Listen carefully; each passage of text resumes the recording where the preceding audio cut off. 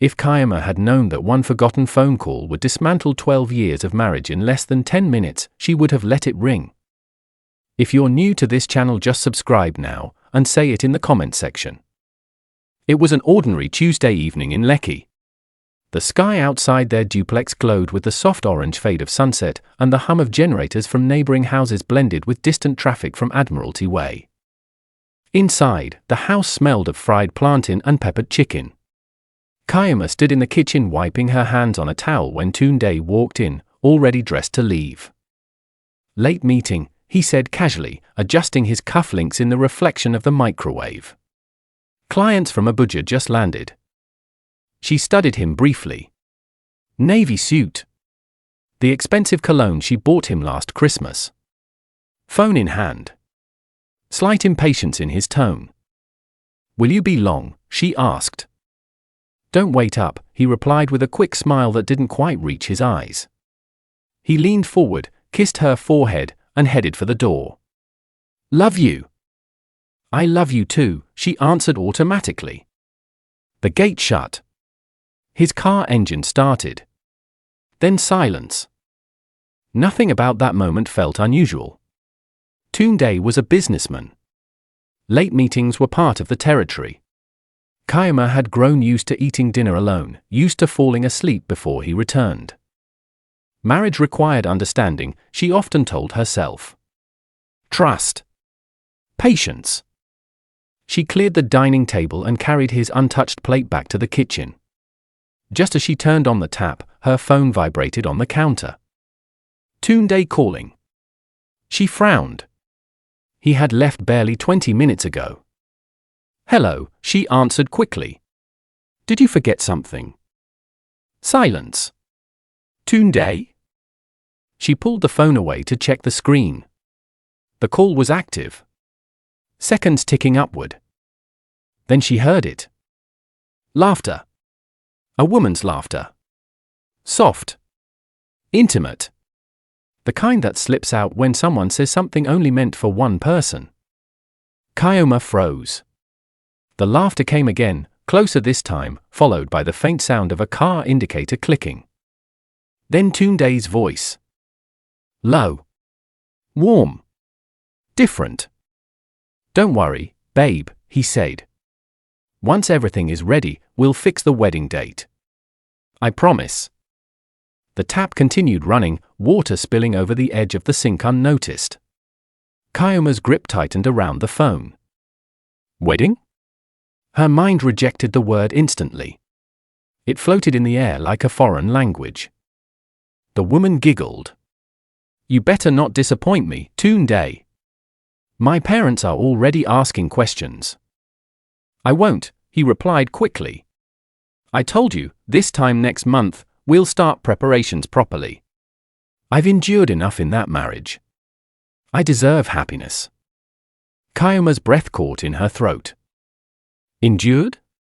She pressed the phone harder against her ear, as though force could change what she was hearing.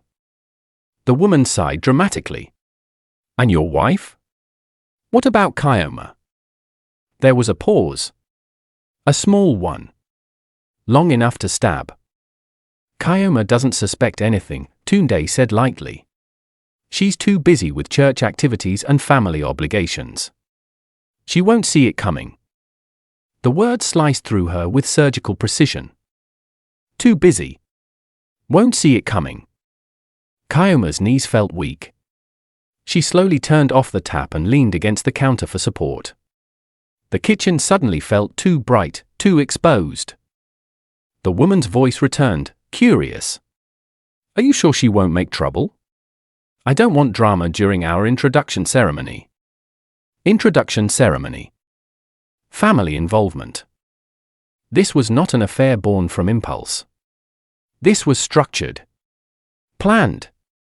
Organized. Tunde chuckled. "Leave that to me. I've already spoken to my uncle in Abuja. He'll handle everything quietly. Once we finalize the venue, we're good." "And the colors?" the woman asked excitedly. "I told you, I want ivory and gold. No champagne tones. Something classy but loud. You'll get whatever you want, Tunde replied. Anything. Anything. Chioma felt her heart beating so violently she wondered if they could hear it through the phone. The woman lowered her voice. I can't wait to finally be your wife. The sentence echoed. Finally. Finally. 12 years of shared rent before they built this house. Years of praying for children that never came. Nights spent budgeting together when business was slow. The endless conversations about loyalty, faith, partnership.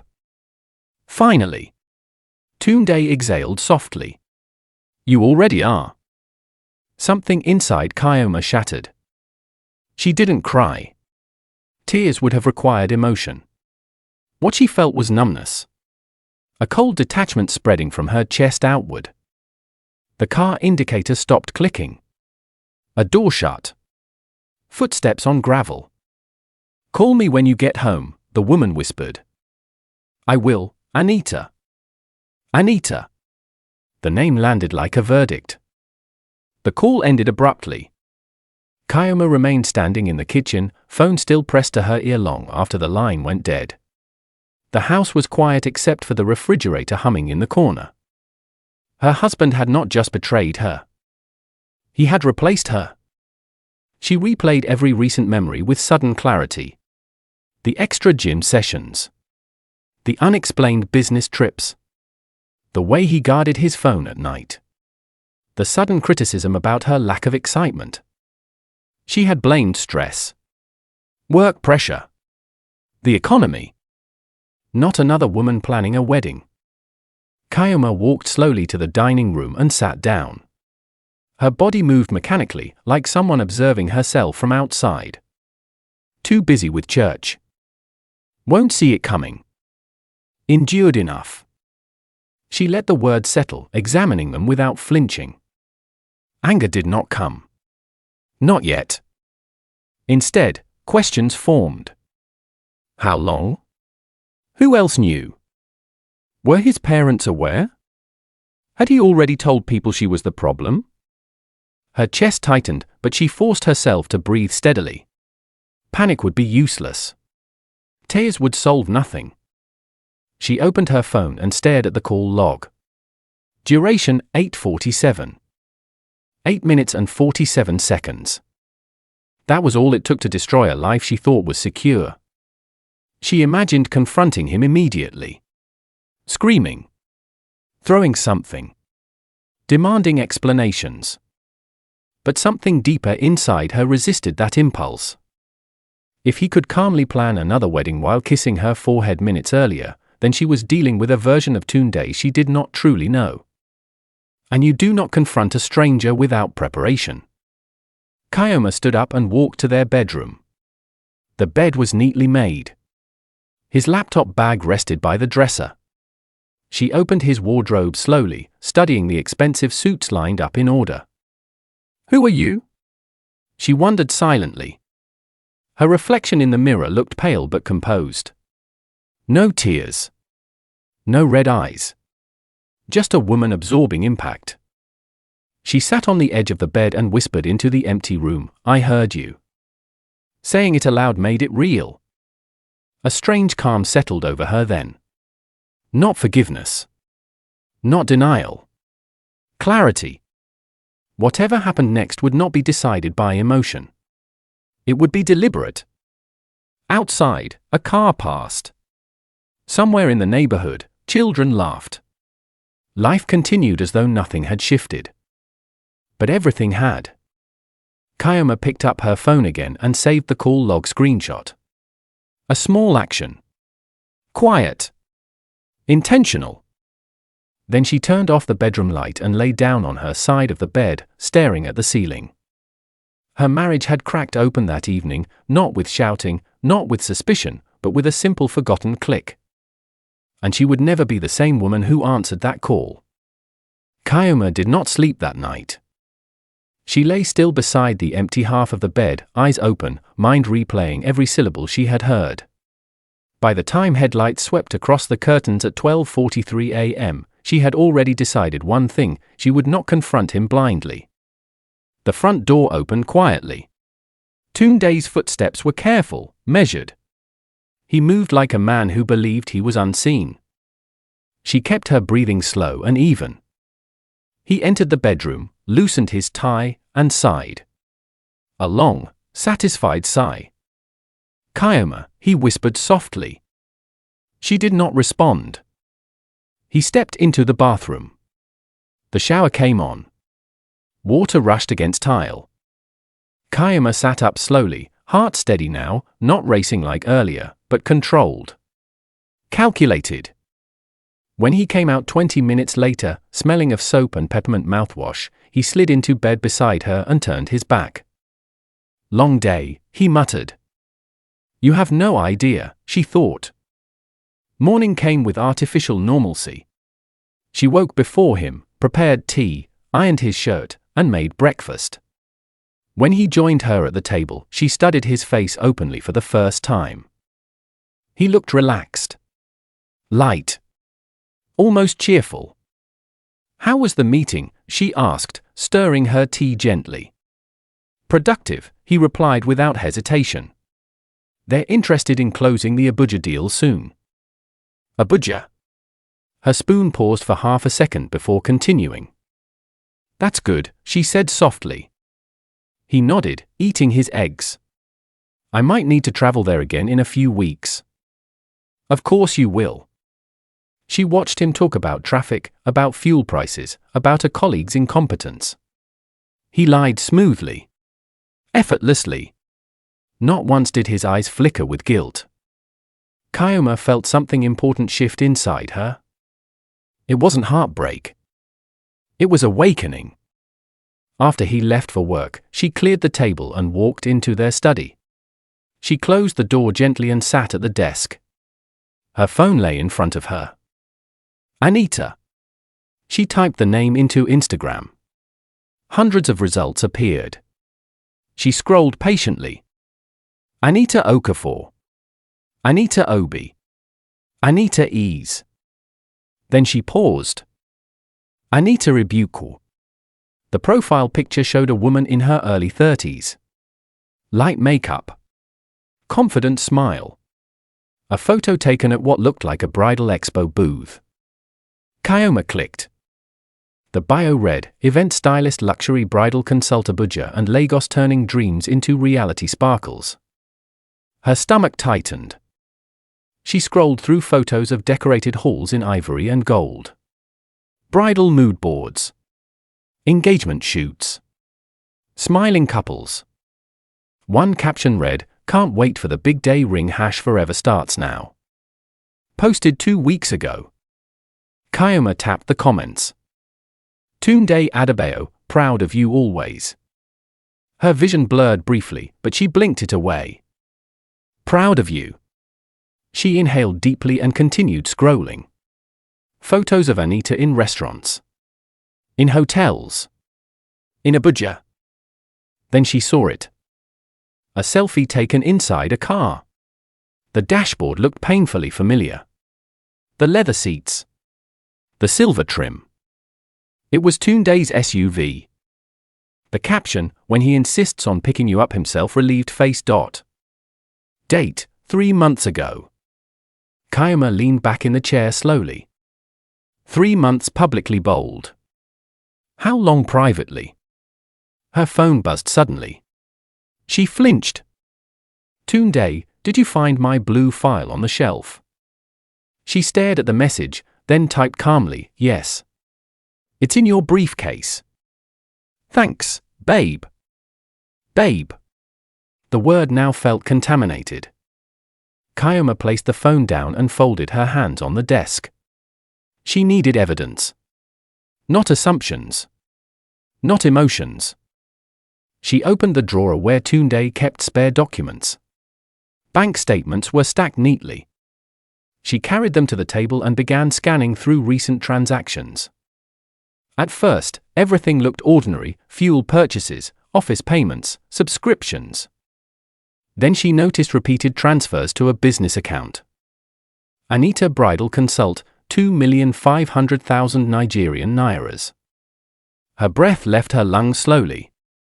She flipped to the previous month. Anita bridal consult, 1,800,000 Nigerian nairas. Another entry. Event venue deposit, Abuja, 3,200,000 Nigerian nairas.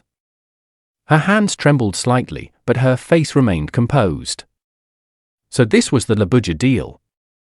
She pulled out her phone and began taking pictures of each statement carefully. Clear. Focused. Methodical. No mistakes. No noise. When she finished, she returned everything exactly as she found it. That afternoon, she called her friend Amaka. Chioma. It's been ages, Amaka said cheerfully. Are you alive? I'm alive, Chioma replied evenly. Tell me, do you know anyone in Abuja who handles introduction ceremonies? There was a pause. Introduction? For who? Just asking. Amaka laughed lightly. Well, my cousin attends plenty of those big family gatherings in Maitama. Why? Chioma stared at the wall. No reason. Just curious. She ended the call and sat quietly. By evening, Tunde returned home with his usual energy. He dropped his keys on the console and hugged her from behind while she stirred soup. You smell amazing, he murmured. She forced a soft smile. It's just stew. He turned her around playfully. What would I do without you? The audacity almost made her laugh. Instead, she looked into his eyes and said gently, You'll never have to find out. For a fraction of a second, something flickered in his expression. Then it vanished. During dinner, he checked his phone repeatedly. Everything okay? She asked casually. Just work, he replied. His phone lit up again on the table. Anita, have you told your parents you're finally leaving Chioma? Chioma saw it. She saw the notification clearly before he flipped the phone over. Finally. So his family knew something. He cleared his throat. I might travel this weekend. To Abuja, she asked smoothly. He hesitated barely a second. Yes. Quick contract signing. She nodded thoughtfully. That's good. You've worked hard. He studied her face as though searching for cracks. Finding none, he relaxed. Later that night, when he stepped into the shower, his phone buzzed again on the bedside table. Chioma moved slowly. Deliberately. She picked it up and unlocked it. She had memorized his passcode years ago. Messages opened instantly. Anita, my parents are excited. Mum says she likes you already. Tunde, they should. I'm serious about this. Anita, just make sure everything is settled with her before Saturday. Saturday. Chioma's pulse remained steady. She scrolled further. Photos exchanged. Selfies. Hotel reservations in Port Harcourt. Port Harcourt? So Abuja wasn't the only city. She took screenshots rapidly and sent them to her email. Then she deleted the sent items and locked the phone. Water stopped running in the bathroom. She returned to her side of the bed and lay down just as Tunde walked out, drying his hair. Cold tonight, he said casually, slipping under the covers. Yes, she replied. But inside, something had changed completely. This was no longer about heartbreak. This was about precision. He thought she was too busy with church. Too distracted. Too naive. He had underestimated the wrong woman. And as Tunde drifted into peaceful sleep beside her, Chioma stared into the darkness with calm, unblinking clarity. She was not going to explode. She was going to wait. And when she moved, it would not be emotional. It would be decisive. By Thursday morning, Chioma had mastered the art of normal. She laughed at Tunde's jokes. She ironed his shirts with careful precision. She asked about his Abuja contract with mild interest, nodding as though she believed every polished lie that left his mouth. Inside, however, she was building a case.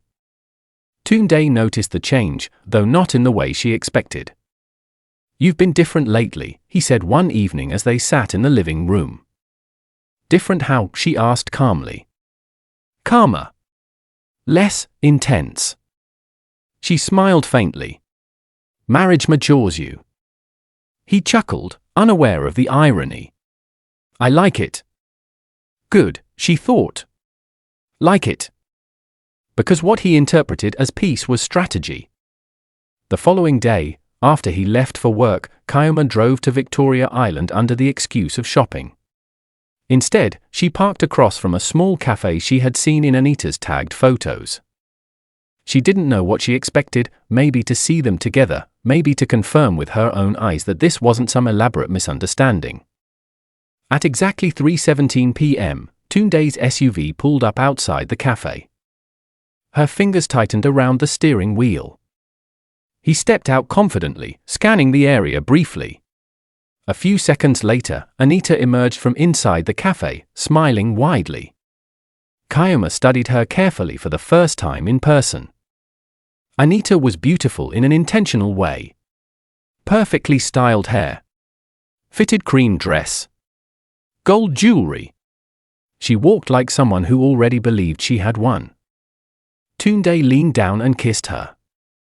Not a friendly peck. Not subtle. A kiss of ownership? Chioma did not flinch. Instead, she lifted her phone and began recording. She captured them laughing. She captured him holding her waist. She captured Anita resting her head briefly on his shoulder before they walked back inside together. Proof. Clear. Undeniable proof. Her heart did not race this time. It had passed the stage of shock. Now there was only documentation. She waited for almost an hour before they re-emerged. When they did, Anita looked animated, talking excitedly with her hands. "I don't want champagne tones," Chioma heard faintly as she lowered her window slightly. "Ivory and gold will photograph better." Tunde laughed. "Whatever makes you happy." Chioma rolled her window back up slowly. "Whatever makes you happy." He had once said those same words to her while planning their own wedding. The memory surfaced unexpectedly, sitting in a cramped one-bedroom apartment years ago, arguing over whether to have a live band or a DJ. "We'll do whatever makes you happy," he had told her then. The past felt like a story belonging to someone else. When they finally drove off, Chioma did not follow.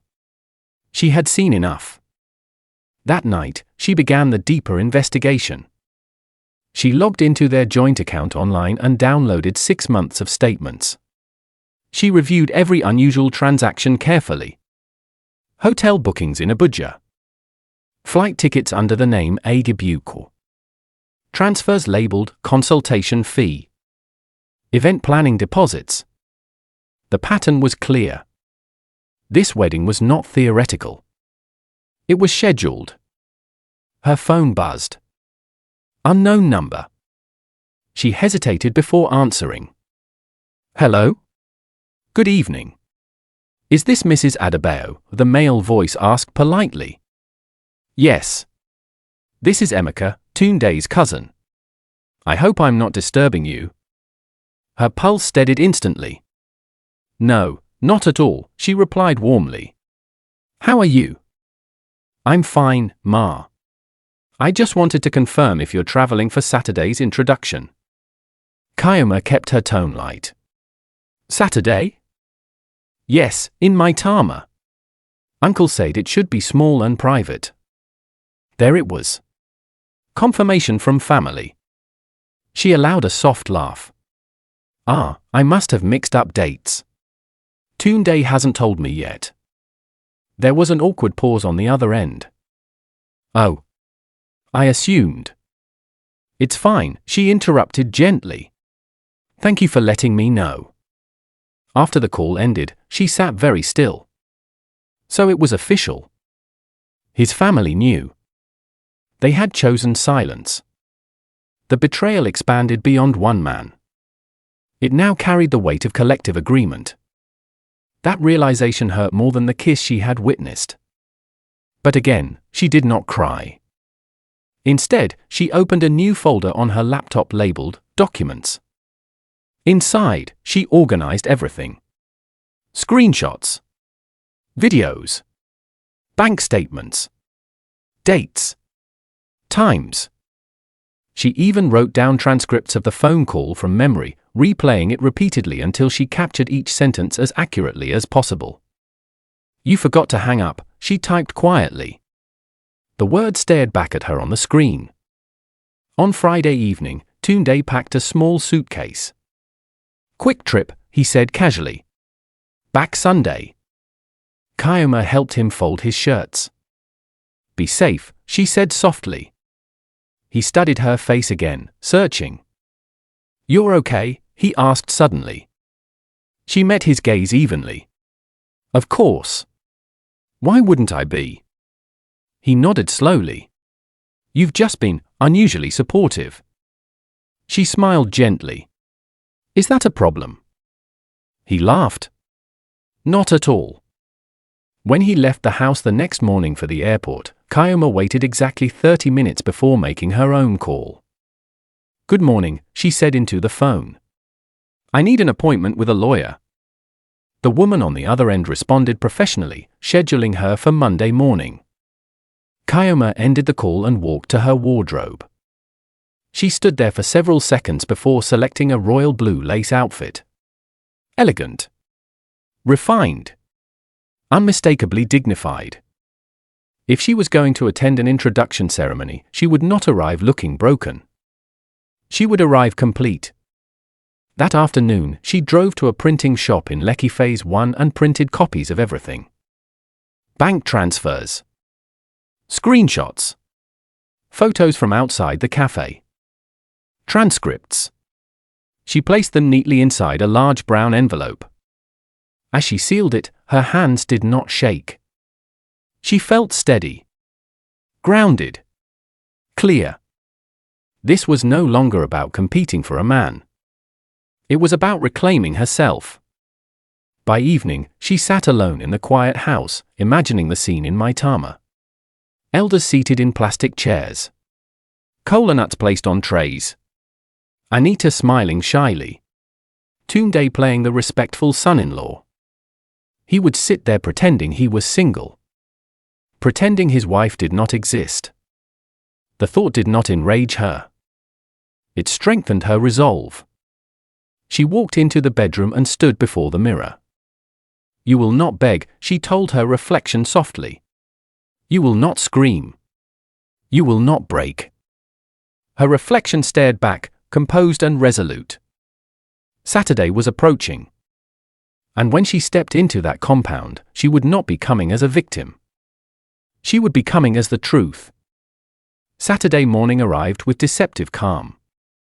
The sun rose gently over Lekki, casting soft light through the curtains as though the day held nothing unusual. Chioma woke before her alarm. She lay still for a moment, listening to the silence of the house. Tunde was in Abuja. Or at least, that was the story. She sat up carefully and reached for her phone. No messages from him yet. No "good morning, my love." No update about the so-called contract signing. Instead, there was a photo on Anita's Instagram story. A tray of kola nuts. Bottles of wine arranged neatly. Gold and ivory decor visible in the background. Caption: "Big day ring sparkles." Chioma stared at it for exactly 5 seconds before locking her phone. So it begins. She rose calmly and walked to her wardrobe. The royal blue lace outfit she had chosen the previous day hung neatly at the front. She dressed slowly, deliberately. Minimal jewelry. A simple gold clutch. Nude heels. When she finished, she examined herself in the mirror. She did not look like a woman about to confront betrayal. She looked like dignity wrapped in silk. By 10:15 a.m., she was in her car, driving toward the airport. Her movements were efficient. Controlled. She had booked the earliest flight to Abuja that morning. On the plane, she sat by the window, watching Lagos shrink beneath her. Her mind was quiet now, not empty, but focused. She wasn't going there to fight. She was going there to end something properly. The flight lasted less than an hour, but it felt symbolic. As though she was crossing from one version of her life into another. At 12:05 p.m., she arrived in Maitama. The address Emeka had unknowingly confirmed was easy to find. A large cream-colored duplex with gold-trimmed gates. Cars lined the street. Music floated faintly from inside, soft highlife playing in the background. Chioma stepped out of her car and smoothed her outfit. Her heart beat steadily. Not fast. Not slow. Just certain. She walked toward the gate. No one stopped her. The security guard assumed she was an invited guest. Inside the compound, chairs were arranged in neat rows. Elderly men sat at the center, discussing quietly. Women in coordinated outfits moved around carrying trays. And there he was. Tunde sat between two older men, dressed in traditional attire. Cream agbada with gold embroidery. He looked proud. Confident. Anita sat across from him, glowing in peach lace. Her smile was wide, radiant. They looked like a couple about to begin forever. Chioma took a single step forward. A woman near the entrance noticed her first. Conversation slowed. Heads began to turn. Then Tunde looked up. Time paused. His face drained of color so quickly it was almost fascinating. Chioma, he breathed. The music faded awkwardly as whispers spread. Anita's smile froze in place. Chioma walked forward with calm grace and greeted the elders respectfully. Good afternoon, sir. Good afternoon, ma. No one responded immediately. The air felt heavy. Tunde stood abruptly. What are you doing here? She looked at him evenly. Attending my husband's introduction ceremony. A ripple moved through the crowd. Anita's mother frowned. Excuse me. Chioma stepped toward the center table and placed her gold clutch down gently. Then she removed the large brown envelope and laid it carefully before the elders. My name is Chioma Adebayo, she said clearly. Legally married to Mr. Tunde Adebayo for 12 years. Silence swallowed the compound. Anita's expression shifted from confusion to horror. Tunde moved closer to Chioma, lowering his voice urgently. We need to talk outside. She ignored him. I believe, she continued calmly, there has been a misunderstanding. She opened the envelope and removed the documents one by one. Printed screenshots. Bank statements. Photographs. The video still from outside the cafe. The transcript of the forgotten phone call. She placed them neatly on the table. You forgot to hang up, she said softly, finally looking at Tunde. Anita's mother gasped loudly. Married. An elder picked up one of the printed statements and adjusted his glasses. 3.2 million venue deposit. Tunde's jaw tightened. This is not the place. It is exactly the place, Chioma interrupted gently. Anita stood up now, eyes wide. Tunde, what is she talking about? He ran a hand over his face. It's complicated. Chioma turned to Anita calmly. It's actually very simple. We are legally married. There has been no divorce. No separation papers. Nothing. The elders began murmuring among themselves. One elderly man cleared his throat. Young man, is this true? Tunde hesitated. That hesitation was answer enough. Anita stepped backward slowly, her hands trembling. You told me you were separated. I am, he snapped defensively. Emotionally. A shocked laugh escaped Chioma before she could stop it. Emotionally separated, she repeated quietly. Anita's eyes filled with tears. You said she knew. You said you were handling it. Chioma reached into the envelope once more and removed the printed screenshot of Anita's message. Have you told your parents you're finally leaving, Chioma? She placed it on the table. Finally, she emphasized gently. The word echoed. Anita's mother turned sharply toward Tunde. You brought disgrace to this house. Tunde looked trapped now, sweat forming along his temple. I was going to fix it. By marrying another woman, an elder snapped. The music had stopped completely. Guests whispered openly. Chioma stood straight, hand steady at her sides. She had imagined anger in this moment. Instead, she felt something else. Freedom. She turned to the elders respectfully. I apologize for disrupting your gathering. That was not my intention. I only came to clarify that this man cannot marry another woman while he is still legally bound to me. Her voice remained calm. Clear. Measured. She looked at Tunde one final time. You will receive divorce papers on Monday. His eyes widened. Chioma. No, she said softly. That single word carried finality. Anita sank back into her chair, tears spilling freely now. You lied to me. Tunde opened his mouth to respond, but no words came. Because there was nothing left to explain. Chioma picked up her clutch. I wish you clarity, she said quietly to Anita. Then she turned and walked toward the gate. No one stopped her. No one spoke. As she stepped out into the bright Abuja afternoon, the weight she had carried for weeks lifted from her shoulders. The humiliation had not broken her. It had revealed her strength. She got into her car, started the engine, and drove away from the compound without looking back. Behind her, chaos erupted in muffled voices and shattered illusions. But ahead of her, there was silence.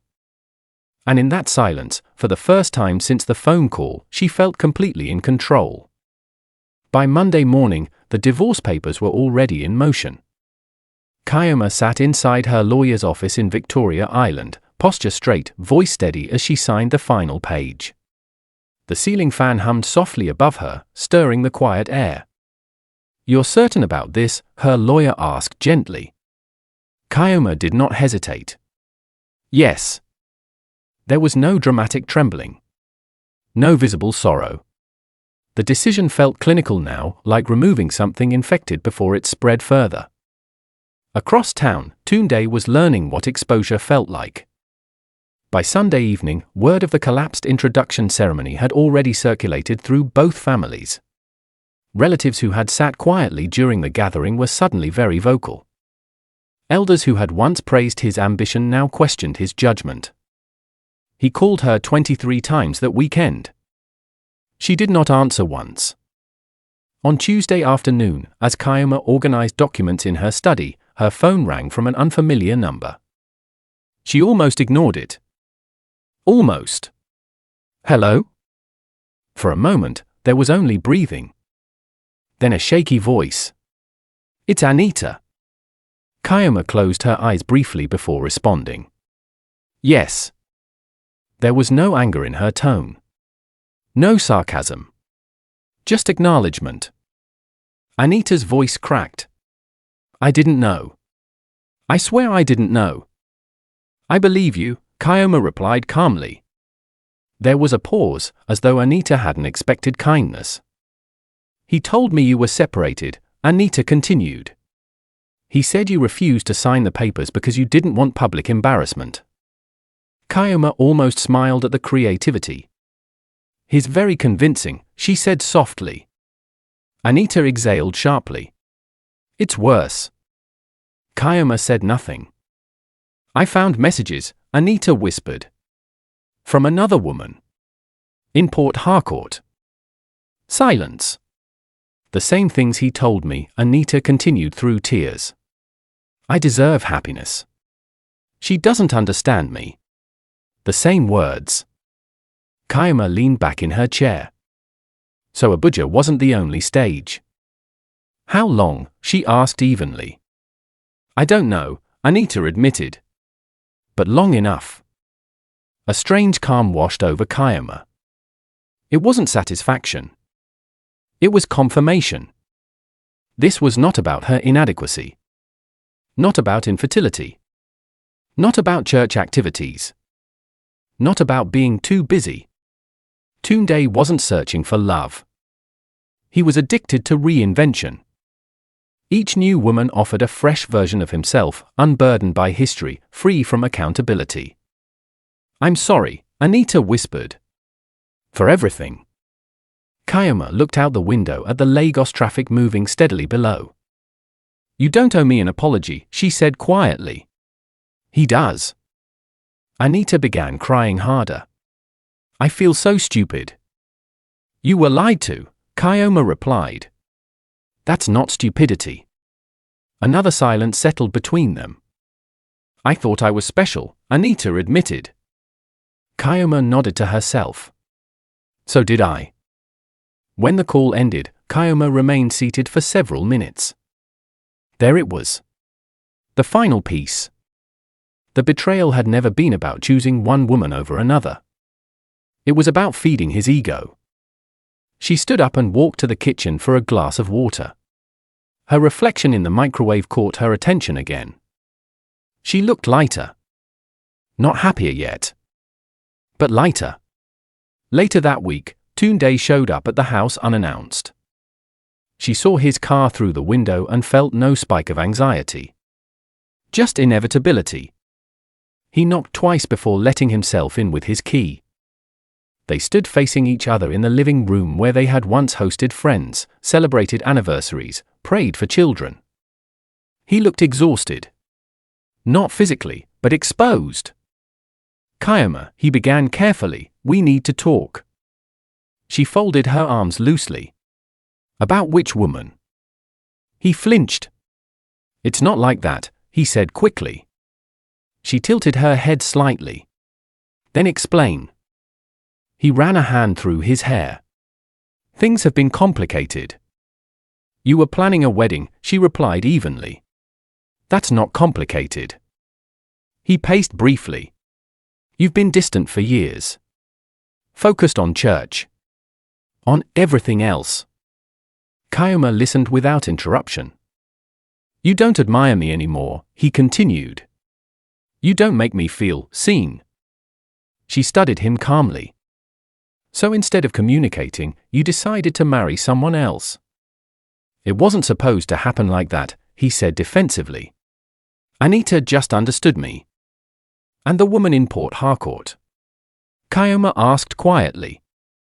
He stopped pacing. For the first time, real panic flashed across his face. Who told you that? She didn't answer. His silence confessed everything. Tunde exhaled sharply, defeated. It didn't mean anything. She let out a soft breath, almost a laugh. That's the problem, she said. Nothing ever means anything to you for long.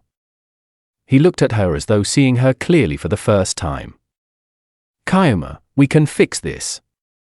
She shook her head gently. No. The word was calm. Absolute. I don't want to compete for my own husband, she continued. And I refuse to live waiting for you to rediscover yourself in another city.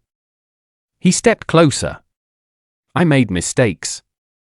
Mistakes happen once, she replied. This was a lifestyle. He had no response. The room felt smaller now, stripped of illusions.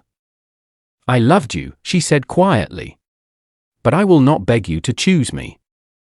Her voice did not break. Because the grief had already passed.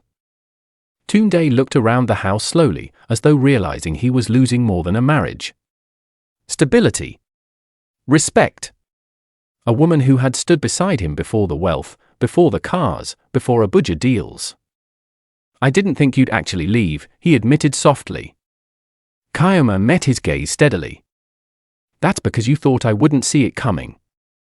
The sentence landed between them like a closing door. He left shortly after, quieter than he had arrived. In the months that followed, the divorce proceeded without drama. Assets were divided fairly. The house was sold. Chioma moved into a smaller but peaceful apartment overlooking the water. She returned to school to complete a program she had postponed years ago. She began consulting part-time for a non-profit organization focused on women's legal awareness. Healing was not instant. Some nights were heavier than others. But regret was never part of the process. One afternoon, nearly a year later, a marker visited her apartment. "You look different," her friend observed, smiling. "Different how?" "Untouchable." Chioma laughed softly. "Peaceful," she corrected. Meanwhile, news of Tunde traveled quietly through social circles. Another relationship had ended abruptly. Another woman had discovered messages. Another city. Another explanation. He was always explaining. Always convincing. Always starting over. But for Chioma, there was no need for reinvention. She had not lost herself. She had found clarity. And sometimes, late at night, when her phone rang unexpectedly, she would glance at the screen and smile faintly before answering. Because she no longer feared forgotten calls. She no longer feared secrets. The worst had already happened. And she had walked through it without breaking.